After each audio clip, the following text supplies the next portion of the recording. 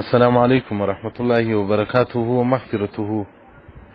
هغه کومې کلمات دي چې انسان په ویلو نه ستړی کیږي، خو ملایکې په لیکلو باندې ستړي کیږي. عبدالله بن عمر راته مبارک وایي رسول الله صلی الله علیه وسلم فرمایلي دي که یو مؤمن یو بنده دغه کلمات ووایي: بسم الله الرحمن الرحیم، یا رب لك الحمد کما ینبغي لجلال وجهك ولعظیم سلطانك. دا حمد زه وایم، دا فضایل مې اوس ولیدل.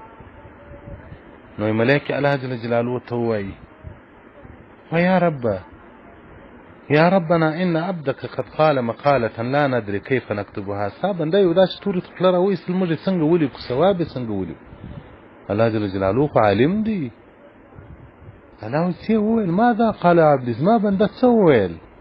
الله جل جلاله ته هغه ملایکې څه وایي؟ یا رب انه قال یا رب لك الحمد كما ينبغي لجلال وجهك ولعظيم سلطانك. دغه کلمات یې وویل. یا رب موږ په نوش لیکلی، دا څونه دا ګوره. یا رب لکه تا لره الحمد حمد وي کما لکه څنګه ینبغي چې ښایي لجلال وجهك هغه لویي د خدایي ستا لره، ولعظیم سلطانک هغه لویي د بچي ستا لره، چې څنګه ستا د خدایي سره مناسب وي دغه ډول حمد، چې څنګه ستا له غټي بچي سره مناسب وي دغه رنګه حمد. دغه رنګه حمد نو ملایکې چیرې لیکلی سي؟ الله جل جلاله وایي صرف دا تورې ولیکئ، جزا بنده ته زه ورکوم، تاسې ته ثواب نه در معلومیږي. نو په ورځ د قیامت چې دغه ورور یا دغه خور د الله حضور ته ورسي، چې دغه یو حمد یې په عملنامه کې وي، زما دې په الله جل جلاله باور وي چې به حساب او به کتاب جنت ته ولاړ شي. محترمینو، دا حمد د هر لمانځه وروسته وایست. که غواړئ چې خپل ژوند مو په راحت کې دا حمد ډېر وایست، که غواړئ چې نعمتونه در باندې باقي پاتې سي.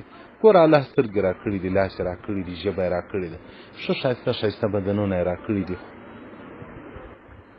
نور یې ډېر نعمتونه راکړي دي. که موږ غواړو چې نعمتونه دې همیشه له موږ سره پاتې سي، نو دغه حمد به باید موږ ډېر وایو. یا رب لك الحمد كما ينبغي لجلال وجهك ولعظيم سلطانك. الله دې ستاسو او زما ژبې پر دغه حمد باندې جاري وساتي. دا هغه حمد دی چې ملایکې په لیکلو ستړي کېږي، خو موږ ته یې ویل ډېر اسانه دي. نو حمد د الله حمد ویل دا د انسان په عمر کې د انسان په نعمتو کې زیادت راولي. حدیث رقم 14260 صفحه 440 جامع الحدیث د جلال الدین السیوطي رحمت الله علیه مبارک. بعضې فضایل زه ذکر کوم، خلکو ته ناوله راښکاره سي. خو لله الحمد زه داسې کتابونه لرم چې الله لر دې حمد چې زما ضرورت یا کتابونه ما پیدا کړي دي، او بیا حواله د کتاب هم در کوم، د حدیث حواله. او دا چې بعضې خلک وایي دیوبندي ضعیف شیان بیانوي، نو ما ته به ډېر زړه لږ شو. بله ورځ یو چا راته وویل، معلم دي د جلدک آغا صاحب ورک چې ما نشر کړي، ما راولي په دې کې څه ضعیفه شیان دي. نو ما ورته ویل ما ته د زوع په سترګه ورته ګورې، د زوع په عینکو کې ورته ګورې. موږ ته بیا قوي دي، تر دې قوي نه شته موږ ته، موږ بیا د قوت په سترګو ورته ګورو.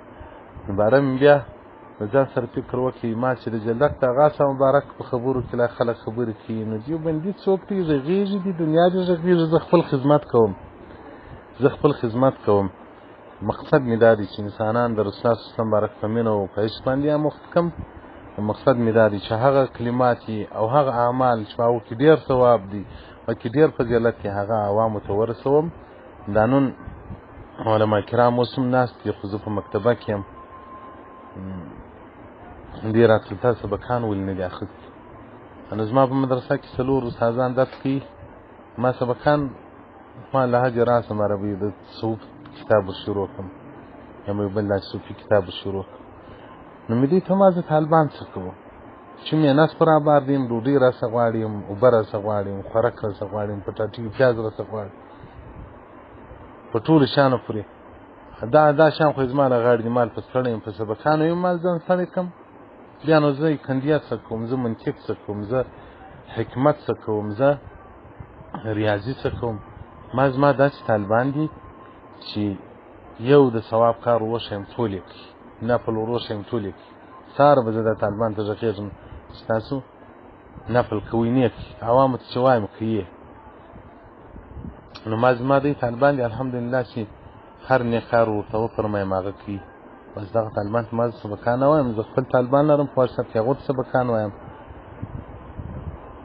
دغه طالبان ته مې وویل ما له یو چا پیسې راستولې وې الله جل جلاله دې په قبر کې عوضونه ورکړي الله دې په ژوند کې عوضونه ورکړي دا سورت یاسین او قرآن شریفانو دغه شان مسجد لپاره واخلي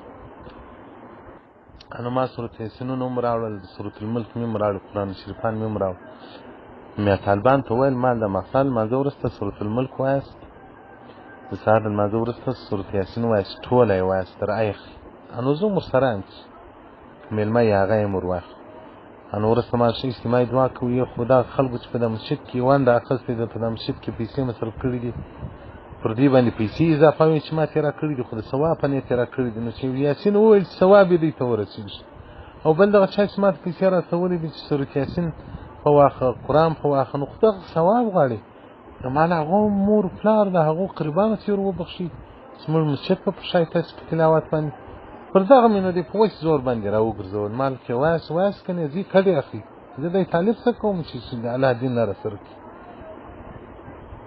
نو پر دې طالبانو مې هم کوشش دی چې په دین یې رشد کړمه په تاسو باندې مې هم دا کوشش چې په دین مو رشد کړمه هر هغه عمل چې ډېر ثواب لري په هغه کې زما حرص دا دی چې تاسو ټول حصه کې واخلئ نو دا حمد وایست ستاسو ګټه ده زه مو څه کوم که ټول دوزخیان سي ما ته ولکه دونه تاوان وکړي که ټول جنت ته ولاړ سي ما ته دونه ګټه ولکه وکړي خو مؤمنانو سره د رسول الله بارک امتیان یاست موږ د رسول الله ورثه یو خو هم دربدیږو رسول الله بارک چې د شپې پر تاسو باندې ژړل پر موږ یې ژړل ولې را باندې ژړل خو امتیان یو